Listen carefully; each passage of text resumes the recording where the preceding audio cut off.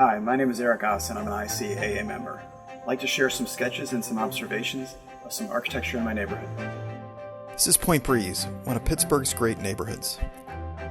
And this is Squirrel Hill, another one of Pittsburgh's great neighborhoods. Joining these two and others is Frick Park. This is one of several large parks in Pittsburgh. It's about 650 acres of natural open space, trails, and green spaces for people to enjoy. In the 1930s, John Russell Pope was hired to design 3 entrances to Frick Park.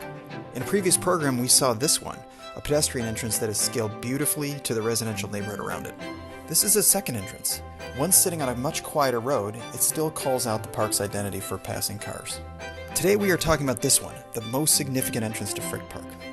Although unassuming, this is an example of how an architect took a somewhat ordinary site and created a great work of architecture, landscape architecture, and urban design all in one. Let's talk about why.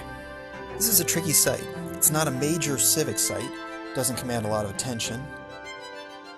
To really understand the relationships, we need to take a look at all of this from above. Here's the entrance, and here is one of the major intersections of Pittsburgh's East End. This was once a major streetcar intersection stop back in the day. You can also find here the entrance to Homewood Cemetery. And here, on a corner, understated and elegant, is the only sign you will see for Frick Park in this area. This is clever. The entrance is way down the road, but this sign is a beautiful one. And like a spool, the stone wall extends back toward the park entrance, pulling you up the hill. What Pope has done here is bring the park to the intersection and the intersection to the park. Let's take a look at the wall and what it is doing. At this time, cities were considered quite busy, smoky, and industrialized. People wanted to bring parks into cities and the physical and mental health benefits that come with it. This is kind of a way to monumentalize nature and make it special. Here's a key, clever move by Pope. As you drive up the road, the entrance slowly rises out of the road.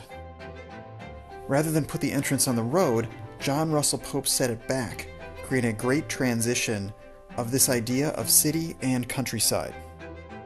Outside of the wall of wilderness is a picturesque green lawn with trees, reminding us that this is a civic site and a transition to a great park.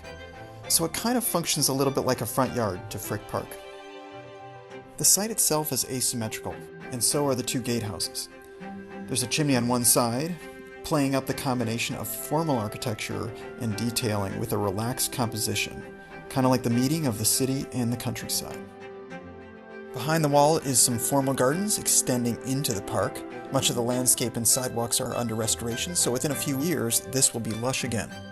One of the most clever, beautiful characteristics of this entrance is another subtle one, and something that we can learn from today. You can't see the parking lot. Dealing with the car is something that is often forgotten in today's landscape and architectural design. But before we get there, let's talk about cars for a minute. In the 1920s and 30s, cars had tremendous growth in cities, and people were trying to figure out what to do with them. Pope chose to put cars in the park itself, hiding them and making sure that nature, the architecture, and the pedestrian were the focus of the experience. John Russell Pope left us a life lesson. No matter what the budget, no matter what the program, by putting people first, you can create something uplifting and meaningful for generations to come. Thanks for watching.